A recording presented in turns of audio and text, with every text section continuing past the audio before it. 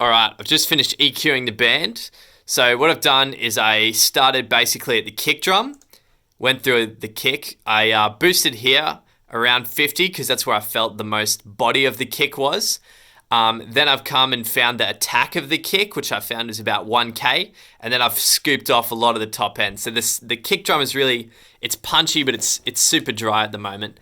I've also done a little trick here where I've taken out some of the 150, and that's to marry it. I wanted to get the kick and the bass sounding really heavy together. So what I've done is I went down to the bass next, and I've got two channels here for bass. I've got a bass DI and a bass amp.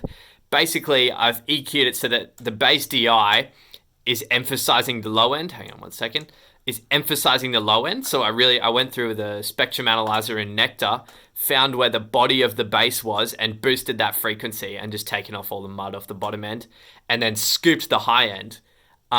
That's compared to the EQ I've done on the amp mic, where I've basically scooped off a lot of the low end and even taken some of the 150 where the body is out of the amp mic.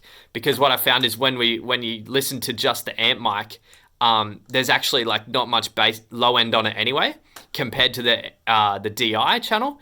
So what I really tried to get out in the bass amp mic was I tried to find where the attack was, where the click in the bass, like the finger noise was, and I really just put like a little skinny emphasis there to really bring that out. And I think I did a pretty good job of marrying the bass to get one good sound.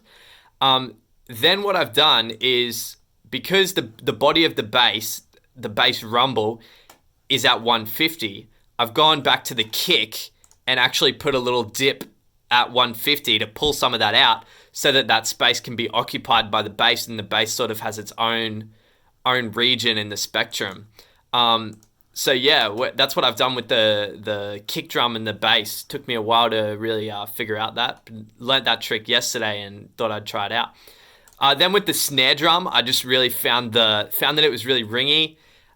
It was actually tuned pretty well in the session, so I was pretty happy, but I just tried to found the body, found where the actual punch of the snare was, and then tried to take out some of the ring, but I didn't mind a bit of ring. It actually, it sounded good in the song, so I left some of the ring, but I took out most of it pretty aggressively, and then just chopped off all the top end because it was getting a fair bit of bleed from the hi-hats, and I really wanted to bring that out in the overheads. So the EQ I've done on the overheads is I've scooped all of the low end here, pretty much, most of the kick and all of the, not really all the bass, but then I've really found I wanted to emphasize the snap of the snare a lot more, because in the session we actually pointed the overhead mic at the snare. So I sort of just used that to enhance the snare. So when you listen to the snare and the overheads, it sounds really punchy and nice together. And then I've scooped out, you were getting the snare ring in there. So I've just tried to remove the ring altogether from the overheads and leave a little bit in the snare, and it doesn't sound too bad. Then I've just boosted the top end here to really get the hi-hats and the hi-hats and the ride and the cymbals out, sort of from 10K up, and a little boost of 5K there. So that's what I've done with the overheads. With the floor tom, even just with one fill, I really liked the, in the fill, to make it sound even bigger, I wanted to get like a big ring of the floor tom. So I just found where that ring was, emphasized it here, left some of the other information in there. So I boosted a little bit of the top end. That was also where we were getting another harmonic of the fundamental frequency, so I boosted a little bit there. Then I cut off the top and bottom just to get rid of some extra noise that we don't really need, but I didn't spend too much time on it because there's only one fill there that I wanted to emphasize a little bit. Then on the keys, what I've done is I've gone through and cut all of the low end off, because when we were in the session, we recorded the keys and she was playing a bass line as part of her keys riff, which was all cool, but then I wanted to go back and overdub a proper bass line here.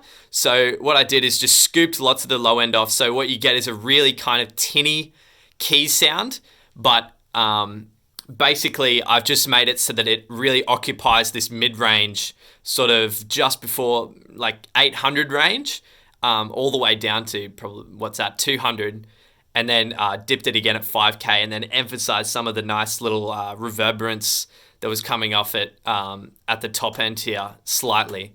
Dip that. So yeah, what you get is a really kind of tinny key sound, but I've mixed it in to sound really nice. So yeah, the end product is pretty good. I'm pretty proud with what I've got for the band at the moment.